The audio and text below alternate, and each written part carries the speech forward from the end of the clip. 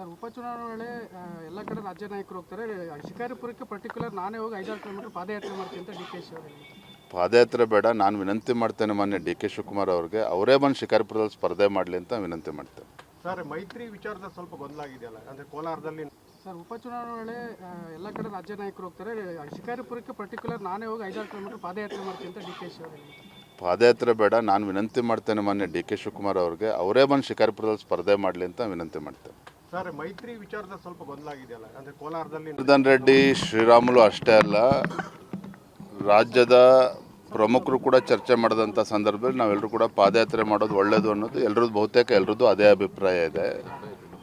ಆದರೂ ಕೂಡ ವರಿಷ್ಠರ ಜೊತೆ ಚರ್ಚೆ ಮಾಡಿ ತೀರ್ಮಾನ ತೆಗೆದುಕೊಳ್ಬೇಕು. ನಾನು ಈಗಾಗಲೇ ನಮ್ಮ ಪಕ್ಷದ ಹಿರಿಯರಿಗೆ ವರಿಷ್ಠರಿಗೆ ದೆಹಲಿನ ಮಾತನಾಡಿದ್ದೇನೆ. ಇವತ್ತು ನಾಳೆ ಒಳಗೆ ಅದ್ರ ಬಗ್ಗೆ ಸಂದೇಶ. ಸಖತ್ ಖಾರ, ಬಣ್ಣ ಮತ್ತು ರುಚಿ ಆಚಿ ಚಿಲ್ಲಿ ಪೌಡರ್ ಮಾಹಿತಿ ಬರ್ತದೆ. ಆದರೆ 17ನೇ ತಾರೀಕು ಜನಾರ್ದನ್ ರೆಡ್ಡಿ ಅವರಾಗಲಿ, ಶ್ರೀರಾಮುಲು ಆಗಲಿ, ನಮ್ಮ ಪಕ್ಷದೆಲ್ಲ ಹಿರಿಯ ನಾಯಕರುಗಳು ಕೂಡ ಬರ್ತಾ ಇದ್ದಾರೆ. ರಾಜ್ಯ ಮಟ್ಟದ ಒಂದು ಹೋರಾಟ, ಯಾಕೆಂದರೆ ಈ ಕಾಂಗ್ರೆಸ್ ಸರ್ಕಾರದ ವಿರುದ್ಧ, ಈ ಕಾಂಗ್ರೆಸ್ ಸರ್ಕಾರದ ವೈಫಲ್ಯಗಳು, ಭ್ರಷ್ಟಾಚಾರ ಏನು ಇವತ್ತು ರಾಜ್ಯದಲ್ಲಿ ಒಂದು ರೀತಿಯ ಅರಾಜಕತೆ ಸೃಷ್ಟಿಯನ್ನು ಮಾಡ್ತಾ ಇದೆ ಕಾಂಗ್ರೆಸ್ ಸರ್ಕಾರ, ಇದೆಲ್ಲದರ ವಿರುದ್ಧ ಇವತ್ತು ರಾಜ್ಯದಲ್ಲಿ ರೈತರ ಸಮಸ್ಯೆ ಇದೆ, ಡ್ರಗ್ಸ್ ಸಮಸ್ಯೆ ಇದೆ.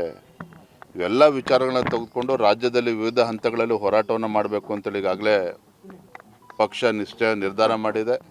ಹಾಗಾಗಿ ಮೊದಲ ಹಂತದಲ್ಲಿ ಈ ರಾಜ್ಯದಲ್ಲಿ ಕಾನೂನು ಸುವ್ಯವಸ್ಥೆ ಹದಗೆಟ್ಟಿರುವಂಥ ಈ ಸಂದರ್ಭದಲ್ಲಿ ಬಳ್ಳಾರಿನಲ್ಲಿ ಬೃಹತ್ ಮಟ್ಟದ ಒಂದು ಹೋರಾಟವನ್ನು 17ನೇ ತಾರೀಕು ನಾವು ಹಮ್ಮಿಕೊಂಡಿದ್ದೇವೆ. ಸರ್, ಉಪಚುನಾವಣೆ ವೇಳೆ ಎಲ್ಲ ಕಡೆ ರಾಜ್ಯ ನಾಯಕರು ಹೋಗ್ತಾರೆ. ಶಿಕಾರಿಪುರಕ್ಕೆ ಪರ್ಟಿಕ್ಯುಲರ್ ನಾನೇ ಹೋಗಿ 5-6 ಕಿಲೋಮೀಟರ್ ಪಾದಯಾತ್ರೆ ಮಾಡ್ತೀನಿ ಅಂತ ಡಿ.ಕೆ.ಶಿ ಅವರು ಹೇಳಿದ್ದಾರೆ. ಪಾದಯಾತ್ರೆ ಬೇಡ, ನಾನು ವಿನಂತಿ ಮಾಡ್ತೇನೆ ಮಾನ್ಯ ಡಿ.ಕೆ. ಶಿವಕುಮಾರ್ ಅವ್ರಿಗೆ, ಅವರೇ ಬಂದು ಶಿಕಾರಿಪುರದಲ್ಲಿ ಸ್ಪರ್ಧೆ ಮಾಡಲಿ ಅಂತ ವಿನಂತಿ ಮಾಡ್ತೇನೆ. ಸರ್, ಮೈತ್ರಿ ವಿಚಾರದಲ್ಲಿ ಸ್ವಲ್ಪ ಗೊಂದಲ ಆಗಿದೆಯಲ್ಲ, ಅಂದರೆ ಕೋಲಾರದಲ್ಲಿ